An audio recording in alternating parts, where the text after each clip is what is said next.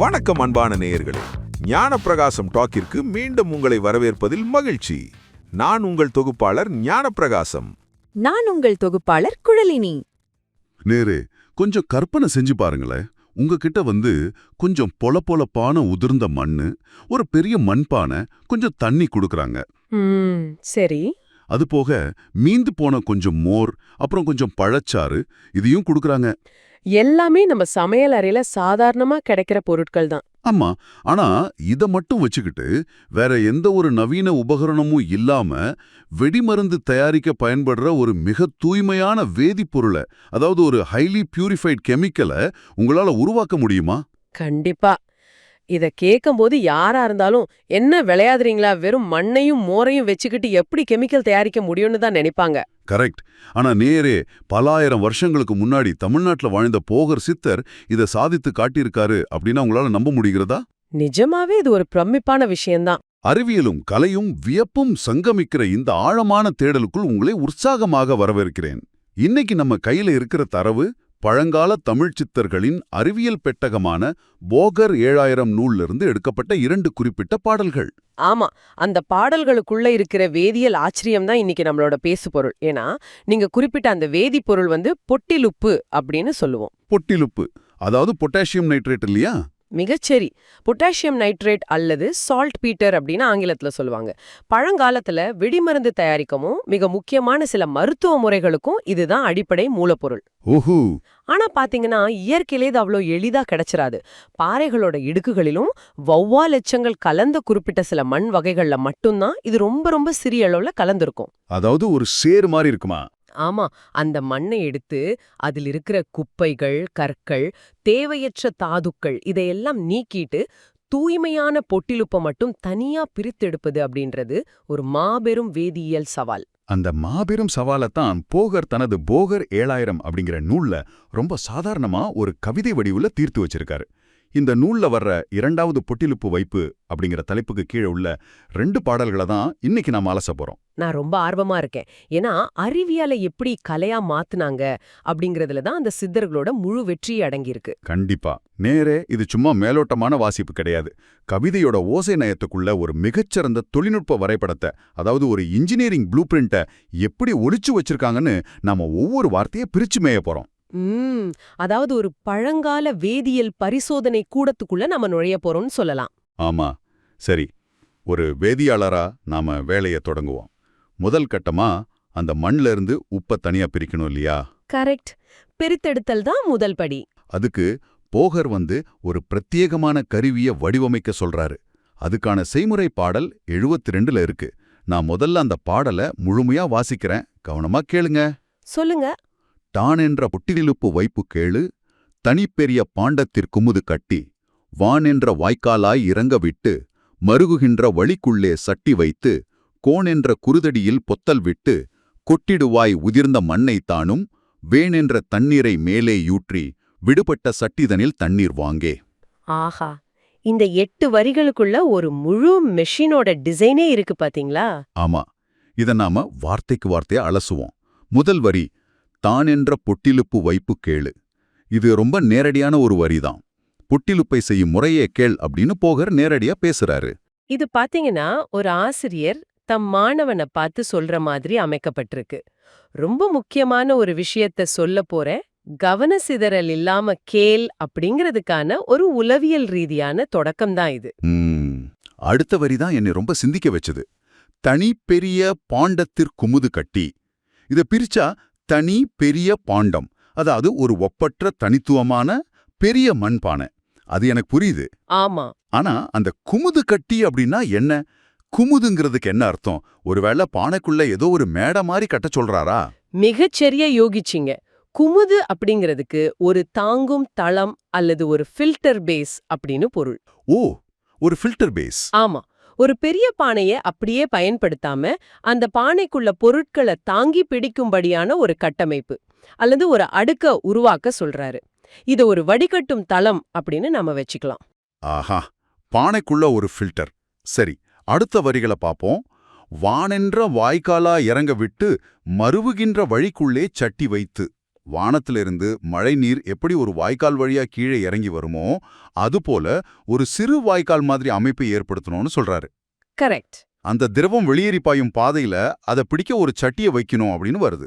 இது ஒரு collection vessel. அதாவது மேலேருந்து வர்ற திரவம் சிதறாம நேரா ஒரு பாத்திரத்துல விழணும் அப்படிங்கிறதுக்கான ஏற்பாடு. ஓகே, இதற்கெல்லாம் எப்படி வழிவகை செய்யறது? பானைக்குள்ள இருந்து தண்ணி எப்படி வெளியில வரும்? அதுக்கு அடுத்த வரிய பாருங்க. ஆமா, கோணென்ற குருதடியில் பொத்தல் விட்டு. இதோட வேர் சொல்ல பார்த்தோம்னா குருதடி அப்படின்னா அடிப்பகுதின்னு அர்த்தம். அந்த பெரிய பானையோட அடிப்பகுதியில ஒரு துளைய, அதாவது ஒரு பொத்தல் விடணும்னு சொல்றாரு. இப்போ நேயர்களே, அந்த முழு வடிவமைப்பையும் உங்க மனக்கண்ணுல நிறுத்தி பாருங்க. அடிப்பகுதியில துளையிடப்பட்ட ஒரு பெரிய பானை. அந்த துளைக்கு மேலே பானைக்குள்ளேயே ஒரு குமுது, அதாவது வடிகட்டும் தளம். கரெக்ட். அதிலிருந்து வடியும் நீரை பிடிக்க கீழே ஒரு சின்ன சட்டி. எந்த ஒரு எந்திரமும் இல்லாம முழுக்க முழுக்க புவியீர்ப்பு விசைய வச்சு இயங்கும் வடிகட்டி, அதாவது ஒரு கிராவிட்டி ஃபெட் ஃபில்ட்ரேஷன் சிஸ்டம போகர் உருவாக்கிட்டாரு. கேட்கவே பிரமிப்பா இருக்கு. சரி, இப்ப கருவி தயார். அடுத்து என்ன செய்யணும்? கொட்டிடுவாய் உதிர்ந்த மண்ணை தானும் வேனென்ற தண்ணீரை மேலே யூற்றி விடுபட்ட சட்டிதனில் தண்ணீர் வாங்கே. அதாவது அந்த பெரிய பானைக்கு உள்ள பொலபொலப்பான உதிர்ந்த மண்ணை கொட்டணும். அந்த மண்ணின் மேலே தண்ணீரை ஊற்றணும். மேலே ஊற்றிய நீர் அந்த மண்ணை கடந்து கீழே வடியும் போது அதனை அடியில் வைக்கப்பட்ட அந்த சட்டியில் சேகரிக்கணும். சரியா சொன்னீங்க. ஒரு நிமிஷம் இருங்க. அடிப்பகுதியில் ஓட்டையுள்ள பாத்திரம், உள்ளே ஒரு ஃபில்டர், அதோட மேல ஒரு தூளை போடுறோம், வெந்நீரை ஊத்துறோம், கீழே ஒரு பாத்திரத்துல திரவம் வடிகிறது. இது நான் தினமும் காலையில பயன்படுத்துற ஃபில்டர் காஃபி மெஷின் மாதிரியே தோணுது. நான் சொல்றது சரிதானா? 100% சரியான ஒப்பீடு. அதே தத்துவம் தான் இங்கும் வேலை செய்யுது. நீங்க எப்படி காஃபி தூளை போட்டு டிகாஷன் எடுக்கிறீங்களோ அதே மாதிரி போகர் பொட்டிலுப்பு கலந்த மண்ணை போட்டு வேதிப்பொருளை எடுக்கிறாரு. ஆனா இங்க ஒரு கேள்வி எழணும். நீங்க எதற்காக மண்ணுல தண்ணீரை ஊத்தி வடிக்கணும்? இதனால என்ன பயன் கிடைக்கும் நீங்க நினைக்கிறீங்க? அதுதான் எனக்கும் புரியல. மண்ணுல தண்ணீரை ஊத்துனா கீழே என்ன கிடைக்கும்? ஒரு சேற்று தண்ணீர் தானே கிடைக்கும், ஒரு மட் வாட்டர். அதை வச்சு எப்படி வெடிமருந்து செய்ய முடியும் அப்படின்னு சொல்வாங்க. லீச்சிங். ஓகே. போகர் எந்த மண்ணை எடுக்க சொல்றாரு? இயற்கையாகவே பொட்டிலுப்பு கலந்துள்ள மண்ணை. அந்த மண்ணுல கற்கள் இருக்கும், கரையாத தாதுக்கள் இருக்கும், பல குப்பைகள் இருக்கும். ஆனா அந்த பொட்டிலுப்பு மட்டும் தண்ணீர்ல கரையும் தன்மை கொண்டது, அப்படித்தானே? மிகச்சரி. பொட்டிலுப்பு, அதாவது பொட்டாசியம் நைட்ரேட் அப்படிங்கிறது தண்ணீர்ல மிக மிக எளிதில் கரையக்கூடிய ஒரு வேதிப்பொருள். Highly water soluble. ஆஹா, எனக்கு இப்ப புரியுது. நாம ஊத்துற தண்ணீர் அந்த மண்ல உள்ள பொட்டிலுப்பு மட்டும் தன்னுள் கரைத்து கொண்டு கீழே வருது இல்லையா? கட்டாயமா. நீரை ஊற்றும்போது அது மண்ணுல உள்ள பொட்டிலுப்ப மட்டும் உறிஞ்சி கரைத்துக்குது. மண்ணுல உள்ள மற்ற கற்கள், கரையாத தாதுக்கள், குப்பைகள் எல்லாமே அந்த குமுத அமைப்பால் தடுத்து நிறுத்தப்பட்டு பானைக்குள்ளே தங்கிடும். ஓஹோ. கீழே சொட்டு சொட்டாக வடியும் அந்த தண்ணீர்ல தூய்மையான பொட்டிலுப்பு கரைஞ்சிருக்கும். இதத்தான் செறிவூட்டப்பட்ட கரைசல், அதாவது ஒரு கான்சென்ட்ரேட்டட் சொல்யூஷன் அப்படின்னு சொல்லுவோம். அருமை. இயற்கையில கிடைக்கிற ஒரு மிகச் சிக்கலான கலவையிலிருந்து நமக்கு தேவையான ஒரு வேதிப்பொருளை நீரின் கரையும் தன்மையை, அதாவது அந்த சால்யூபிலிட்டியை மட்டுமே பயன்படுத்தி பிரித்தெடுக்கும் ஒரு மிக நுட்பமான செயல்முறை இது. ஆமா. எந்த ஒரு சென்ட்ரிஃபியூஜ் மிஷினும் இல்லாம ஒரு எக்ஸ்ட்ராக்ஷன் ப்ராசஸை முடிச்சிட்டாங்க. அதான் அந்த சித்தர்களோட அறிவு. ஆனா இப்போ எனக்கு ஒரு பெரிய சிக்கல் தோணுதே. நாம வடித்த நீரை சேகரிச்சிட்டோம். ஆனா இப்ப நம்ம கிட்ட இருக்கிறது ஒரு உப்பு தண்ணீர், இல்லனா ஒரு கரைசல். அதை வச்சுக்கிட்டு நாம ஒன்னும் செய்ய முடியாதே. கரெக்ட். நமக்கு தேவையானது திடமான உலர்ந்த பொட்டுலுப்பு. அந்த தண்ணீர்ல இருந்து தூய்மையான உப்பை எப்படி கையில் எடுக்கிறது? அதுதான் ஒரு வேதியியலாளனின் அடுத்த கட்ட நகர்வு. நீர்ம நிலையில் உள்ளதை மீண்டும் திடநிலைக்கு, அதாவது படிகங்களாக, கிறிஸ்டல்ஸா மாத்தணும். இதுக்கான விடை பாகோரோட அடுத்த பாடலான 73வது பாடல்ல ஒளிஞ்சிருக்கு. சரி, அந்த பாடலோட முதல் பாதியை நான் வாசிக்கிறேன். வார்த்தைக்கு வார்த்தை அலசுவோம். வாசிங்க. வாங்கியே நீரெல்லாம் சட்டி விட்டு வற்றிடவே காய்ச்சிடவே உப்புமாகும், தாங்கியே நீரெல்லாம் காய்ச்சி காய்ச்சி சமர்த்தாக உப்பையெல்லாம் வாங்குவாங்க. இதோட பொருள் ரொம்ப வெளிப்படையாவே தெரியுது. ஆமா, சொல்லுங்க. வாங்கியே நீரெல்லாம் சட்டிமிட்டு, அதாவது கீழே சேகரிக்கப்பட்ட அந்த வடிகட்டிய கரைசலை ஒரு பெரிய சட்டியில் ஊற்றச் சொல்றாரு. அப்புறம் வட்டிடவே காய்ச்சிடவே உப்புமாகும், அந்த நீர் வற்றும் அளவிற்கு அதனை கொதிக்க வைத்தால் தண்ணீர் ஆவியாகி அடியில் உப்பு தங்குன்னு சொல்றாரு. இத நாம எவாபரேஷன், அதாவது ஆவியாக்குதல் முறை அப்படின்னு சொல்றோம். கரைசல்ல உள்ள நீர் ஆவியாகி வெளியேறியதும் அதுல கரைந்திருந்த உப்பு மீண்டும் படிகங்களா உருமாறும். அதத்தான் போகர் தாங்கியே நீரெல்லாம் காய்ச்சி காய்ச்சி சமர்த்தாக உப்பையெல்லாம் வாங்குவாங்க அப்படின்னு சொல்றாரு. இப்படி மீண்டும் மீண்டும் காய்ச்சி அந்த உப்பை மட்டும் பிரித்தெடுக்கணும்னு கூறுகிறார். கரெக்ட். ஆனா இங்க சமர்த்தாக அப்படிங்கிற வார்த்தைய அவர் எதற்காக பயன்படுத்தணும்? உப்பை எடுன்னு சாதாரணமாக சொல்லியிருக்கலாமே. அங்கேதான் அந்த செய்முறையோட நுணுக்கமே இருக்கு. சமர்த்தாக அப்படின்னா மிக கவனமாக, லாவகமாகன்னு அர்த்தம். ஓகே. ஏன்னா கரைசலை கொதிக்க வைக்கும்போது அடிப்பகுதியில உள்ள உப்பு கருகிடக்கூடாது, அதே சமயம் அதுல ஈரப்பதமும் தங்கிடக்கூடாது. சரியான வெப்பநிலையில சரியான பதத்துல உப்பை எடுக்க ஒரு நிபுணத்துவம் தேவை. அதத்தான் போகர் அப்படி சொல்றாரு. வாவ், அருமை. சரி, இப்போ நமக்கு உப்பு கிடைச்சிருச்சு. ஆமா, செயல்முறை முடிஞ்சது. இதை எடுத்து நாம வெடிமருந்து தயாரிக்க போகலான்னு தானே நாம நினைப்போம். ஆமா, சாதாரணமா அப்படிதான் நினைப்போம். ஆனா இந்த பாடலோட அடுத்த வரிகளை படிச்சப்போ என் மூளையே குழம்பிடுச்சு. நாம எடுத்தது ஒரு வேதிப்பொருள். ஆனா போகர் என்ன சொல்றாரு தெரியுமா? என்ன சொல்றாரு? பாடலோட கடைசி 4 வரிகளை கேளுங்க. ஓங்கியே வாங்கியதோர் உப்பு குத்தான், 1க்கு 4 தண்ணீர் அளந்து வார்த்து, தேங்கியே மோர் விட்டு பழச்சாற்றோடு சிறப்பாக முப்பாடு குன்றுவாரே. என்ன சொல்றாருன்னா, நாம காய்ச்சி எடுத்த அந்த உப்பிற்கு 1க்கு 4 என்ற விகிதத்துல, அதாவது 1.4 ரேஷியோல மீண்டும் சுத்தமான நீரை அளந்து ஊத்த வேண்டும். ஓகே, தண்ணி ஊத்துறோம். சரி, அது கூட பரவாயில்ல. அடுத்த வரியை பாருங்க. தேங்கிய மோர் விட்டு பழச்சாற்றோடு, அத்துடன் கொஞ்சம் மோர், அதாவது பட்டர் மில்க், அப்புறம் எலுமிச்சை போன்ற பழச்சாற்றை சேர்க்க சொல்றாரு. ஆமா. சேர்த்துட்டு 3ல் 1 பங்காக வற்றும் வரை, அதாவது 3க்கு 1 ஆகிற வரை காய்ச்சணுமாம். இத நீங்க வீட்ல முயற்சி செஞ்சு பார்த்தா என்ன நடக்கும்னு கொஞ்சம் யோசிச்சு பாருங்க. நேரே உப்ப காய்ச்சியாச்சு, மீண்டும் அதுல தண்ணீர் ஊற்றி மோரையும் பழச்சாற்றையும் ஊற்ற சொல்றாரு. இதென்ன கோடைகால வெயிலுக்கு மோர் ஜூஸ் தயாரிப்பா? இல்ல இல்ல. உப்பை எதற்காக மீண்டும் மோரிலும் பழச்சாற்றிலும் கலக்கணும்? ஒருவேளை வெடிமருந்துக்கு தேவையான பொட்டிலுப்பு அதிக வெப்பத்தை தரும் அப்படிங்கறதால அதை குளிர்ச்சிக்காக மோரில் கலக்கச் சொல்றாரா, அல்லது அதோட மனத்தை மாற்றுவதற்கா? எனக்கு ஒண்ணுமே புரியல. நீங்க கேக்குறது ரொம்ப ரொம்ப நியாயமான சந்தேகம்தான். மேலோட்டமா பாக்கும்போது ஒரு வேதியியல் செயல்முறையில மோரையும் பழச்சாற்றையும் சேர்ப்பது ஒரு பைத்தியக்காரத்தனமாக தோணும். ஆமா, அப்படிதானே தோணும். ஆனா குளிர்ச்சிக்காகவோ அல்லது மணத்துக்காகவோ அவர் இது செய்யல. இதுதான் பழங்கால அறிவியலோட உச்சக்கட்டம். இத புரிஞ்சுக்க நாம சற்று ஆழமா நவீன வேதியியலுக்குள், ஒரு அட்வான்ஸ்டு கெமிஸ்ட்ரிக்குள்ள செல்லணும். ஓஹோ, அப்படின்னா இதுல பெரிய ரகசியம் இருக்கு. ஆமா, முதல்ல ஒரு விஷயத்த புரிஞ்சுக்கோங்க. நாம முதல் முறை காய்ச்சி எடுத்தோமே ஒரு உப்பு, ஆமா, அந்த எவாபரேஷன் பண்ணி எடுத்தோம்ல, அது தூய்மையான உப்பு கிடையாது. அது ஒரு கச்சா உப்பு, அதாவது க்ரூட் சால்ட். கச்சா உப்பு அப்படின்னா அதுல வேற என்ன கலந்துருக்கும்? அந்த உப்புல பொட்டல் உப்பு தான் முக்கிய பொருளா இருந்தாலும் அதோடு சேர்ந்து கால்சியம் மற்றும் மெக்னீசியம் போன்ற மற்ற கனிம அசுத்தங்களும் ஒட்டிக்கிட்டு இருக்கும். இந்த இன்ஆர்கானிக் இம்பியூரிட்டிஸ் இருக்கிற வரைக்கும் அந்த உப்பு நீங்க வெளிமருந்துலோ அல்லது ரசவாத பயன்பாட்டிலும் பயன்படுத்த முடியாது. ஓ, பயன்படுத்தினா என்ன ஆகும்? அது சரியா எரியாது, வெறும் புகையத்தான் கக்கும்.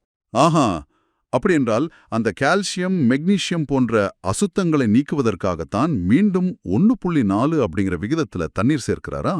சரியா புடிச்சிங்க. இது ரீகிறிஸ்டலைசேஷன் எனப்படும் மறுபடிமவாக்கல் முறையோட முதல் படி. உப்புல உள்ள அசுத்தங்களை நீக்க அத மீண்டும் ஒரு முறை தூய நீர்ல கரைக்கிறாங்க. ஓகே, தண்ணீர்ல கரைச்சாச்சு. ஆனா வெறும் நீர்ல கரைச்சா மட்டும் அசுத்தங்கள் பிரிஞ்சிராது. திரும்ப காய்ச்சும் போது அவையும் சேர்ந்தேதான் உப்பா மாறும். அப்போ அந்த அசுத்தங்களை எப்படி பிரிக்கிறது? அங்கேதான் போகர் ஒரு மிகப்பெரிய மேஜிக் செய்றாரு. மோரையும் பழச்சாற்றையும் சேர்க்கிறாரு. ஒரு நிமிஷம், மோருக்கும் பழச்சாற்றுக்கும் இந்த அசுத்தங்களை நீக்கும் சக்தி இருக்கா? எப்படி, கொஞ்சம் விளக்குங்களேன். மிக எளிமையா சொல்றேன். மோர்ல இயற்கையாகவே லாக்டிக் அமிலம் இருக்குங்கிறது உங்களுக்கு தெரியும். ஆமா, தெரியும். அதே போல பழச்சாற்றில் சிட்ரிக் அமிலம் அல்லது அஸ்கார்பிக் அமிலம் இருக்கும். இவற்றை அந்த உப்பு கரைசலில் ஊற்றி காய்ச்சும் போது இந்த அமிலங்கள் ஒரு கீலேட்டிங் ஏஜென்ட்டா செயல்படுகின்றன. ஓ, இது ஒரு அற்புதமான ஆர்கானிக் ஆசிட் ட்ரீட்மெண்ட். கீலேட்டிங் ஏஜென்ட்டா? அப்படின்னா என்ன? எனக்கும் வேதியியலுக்கும் ரொம்ப தூரம். இதை சற்று புரியும்படி சொல்ல முடியுமா? நிச்சயமா. இத ஒரு சுவாரஸ்யமான உதாரணத்தோட ஒப்பிட்டு பார்ப்போம். நீங்க ஒரு பெரிய பார்ட்டிக்கு ஏற்பாடு செஞ்சிருக்கீங்கன்னு கற்பனை செஞ்சுக்கோங்க. Okay, party. அந்த பார்ட்டில மிக முக்கியமான விஐபி விருந்தினர்கள் இருக்காங்க. அவங்க தான் நமது பொட்டிலுப்பு, அதாவது பொட்டாசியம் நைட்ரேட். சரி. அதே பார்ட்டியில சில ரவுடிகளும் அத்துமீறி நுழைஞ்சிட்டாங்க. அவங்க தான் இந்த கால்சியம், மெக்னீசியம் போன்ற அசுத்தங்கள். இப்போ எல்லாரும் ஒரே அறையில சுத்திக்கிட்டு இருக்காங்க. ஆமா, எல்லாரும் ஒரே கரைசல்ல ஒன்னா இருக்காங்க. இப்போ நீங்க அந்த ரவுடிகளை மட்டும் வெளியேற்றணும், ஆனா விஐபிகளை தொடக்கூடாது. அதுக்காக நீங்க ஒரு பவுன்சரை உள்ளே அனுப்புறீங்க. அந்த பவுன்சர் தான் மோர்ல இருக்கிற லாக்டிக் அமிலம். ஓ, அருமை. அந்த பவுன்சர் உள்ள போய் என்ன பண்ணுவாரு? அந்த பவுன்சருக்கு ஒரு சிறப்பு திறன் உண்டு. அவர் விஐபிகளை, அதாவது பொட்டிலுப்பை கண்டுகொள்ளவே மாட்டாரு. ஆனா அந்த ரவுடிகளை மட்டும் குறி வச்சு, அதாவது கால்சியம், மெக்னீசியம் குறி வச்சு. ஆமா, அவங்கள அப்படியே பிடிச்சு கட்டி போட்டு பார்ட்டியை விட்டு வெளியே தூக்கி எறிஞ்சிருவாரு. வேதியியல் மொழியில சொல்வதானால், மோர்ல உள்ள லாக்டிக் அமிலமோ பழச்சாற்றுல உள்ள சிட்ரிக் அமிலமோ பொட்டிலுப்பை எந்த பாதிப்பும் செய்யாது. ஓஹோ. ஆனா அதுல உள்ள கால்சியம் மற்றும் மெக்னீசியம் அயனிகளோடு மட்டும் வேதிவினை புரிந்து, அதாவது ரியாக்ட் ஆகி, அவற்றை உடைத்து எளிதில் பிரிக்கக்கூடிய வண்டலாகவோ அல்லது ஆவியாகவோ மாற்றிவிடுகின்றன. அடக்கடவுளே, இதை கேட்கும்போதே என் மூளை சிலிர்க்கிறது. ஆர்கானிக் ஆசிட்ஸை பயன்படுத்தி இன்ஆர்கானிக் அசுத்தங்களை நீக்கும் இந்த முறைக்கு சமமான ஒரு தொழில்நுட்பத்தை எந்த ஒரு pH மீட்டர், ஸ்பெக்ட்ரோமீட்டர் போன்ற நவீன கருவிகளும் இல்லாத காலகட்டத்துல செஞ்சிருக்காங்க. ஆமா, அதுவும் சாதாரண சமையலறை பொருட்களை வச்சு. நினைச்சு பார்க்கவே பிரமிப்பா இருக்கு. அந்த பழங்கால தமிழ்ச் சித்தர்களின் அறிவின் ஆழத்தை நான் என்னவென்று சொல்வது? அது மட்டுமல்ல, அவர் சொல்லும் அளவீடுகளை கவனிச்சிங்களா? அளவீடுகள். ஆமா, 1.4ன்னு சொன்னாரு. கரெக்ட். ஒரு கவிதைக்குள் 1க்கு 4 தண்ணீர் அப்படின்னு ஒரு மிக துல்லியமான விகிதத்தை சொல்றாரு.